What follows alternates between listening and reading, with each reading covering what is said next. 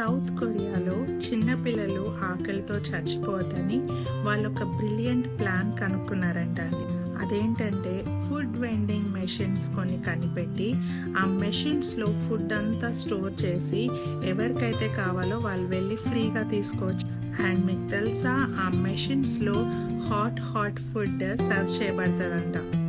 ఆ ఫుడ్ తీసుకొని తినడానికి మనం ఏ ఫామ్ ఫిలప్ చేయని అవసరం లేదు, ఎటువంటి ఐడి కార్డ్ చూపించిన అవసరం లేదు, డబ్బులు కూడా పే చేయని అవసరం లేదండి. ఎంత చక్కని ఐడియా కదా.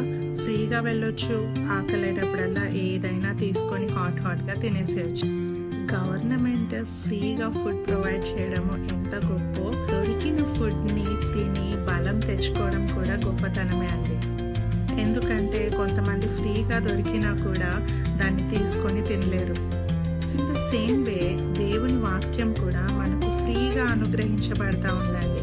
దేవుని వాక్యాన్ని చదవడానికైనా వినడానికైనా మనం ఏ ఫామ్ ఫిలప్ చేయని అవసరం లేదు, ఎటువంటి ఐడి కార్డ్ చూపించిన అవసరం లేదు, డబ్బులు కూడా కట్టనవసరం లేదు. దేవుడు ఉచితంగా మనకు వాక్యం ఇస్తా ఉంటే ఎప్పుడైనా వాక్యం తీసి చదువుతున్నామా? కనీసము చెప్పబడిన వాక్యాన్ని వింటున్నామా? చాలాసార్లు ఉచితంగా వాక్యం దొరుకుతూ ఉంటే మనం నిర్లక్ష్యం చేస్తూ ఉన్నామండి. రాబో దినాల్లో కొన్ని రోజులు రాబోతా ఉన్నాయి. అదేంటంటే వాక్యం చదువుదామన్నా దొరకదండి, వాక్యం విందామన్నా వినడానికి కూడా వాక్యం దొరకదండి.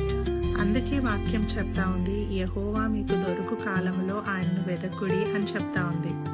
సో వాక్యం దొరికినప్పుడే, ఫ్రీగా దేవుడు మనకు ఉచితంగా వాక్యం అనుగ్రహిస్తున్నప్పుడే వాక్యాన్ని చదువుదాం, వాక్యాన్ని ధ్యానిద్దాము, వాక్యానికి తగ్గట్టుగా నడుచుకుందామండి. దేవుడు మనల్ని ఆశీర్వదిస్తాడు. God bless you. సౌత్